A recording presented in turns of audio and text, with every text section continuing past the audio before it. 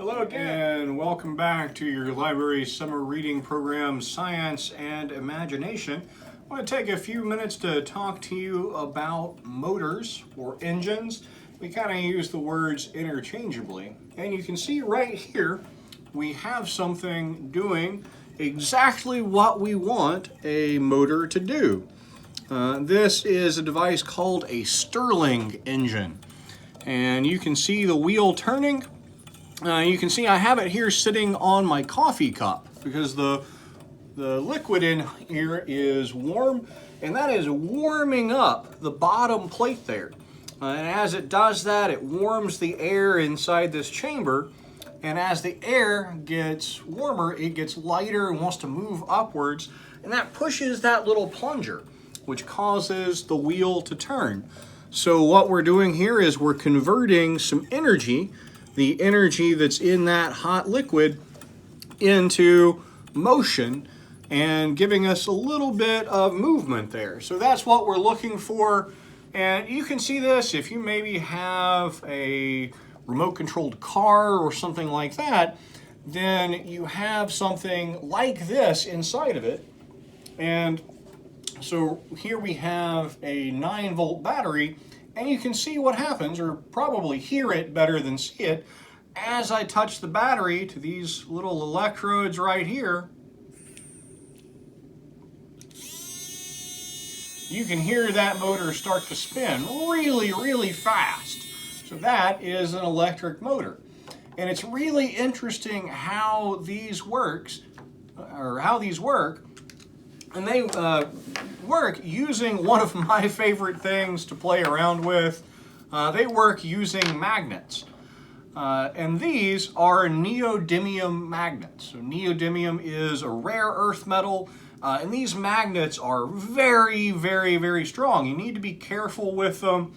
I'm going to put them here on this copper plate, because copper isn't going to react to that magnet. It's not going to be magnetic if, instead of using copper, I use something like this little bar of iron.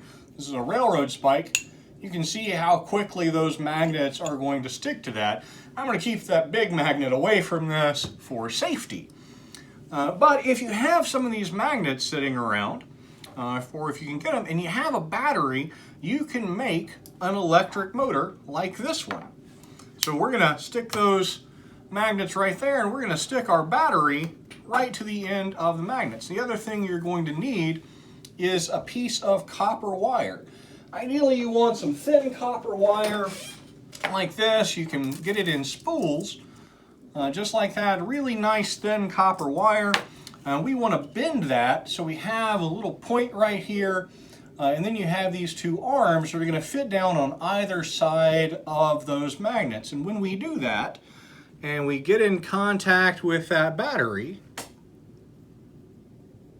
it's going to spin just like magic. We might want to see just how long we can keep this rotating right on top of our battery. And we try different shapes or different pieces of metal to see how well they work. But that is how you make a very simple electric motor.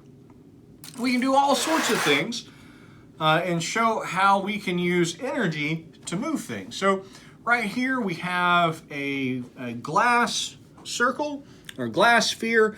There's no air inside of here, and you can see those little metal rectangles inside. One side is black, is covered over with some paint. The other side has the metal exposed. If we take a good flashlight and shine it on one side, you can see that starts to rotate, starts to spin around.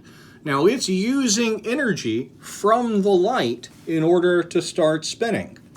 So the question I have for you is, how is that working? How is the light causing that rotation? How is it moving the energy from right here all the way to that circle? So I'm going to leave that mystery for you. A lot of science and imagination is coming up with different explanations for things.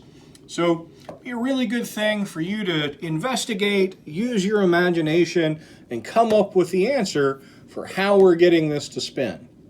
Have a great day.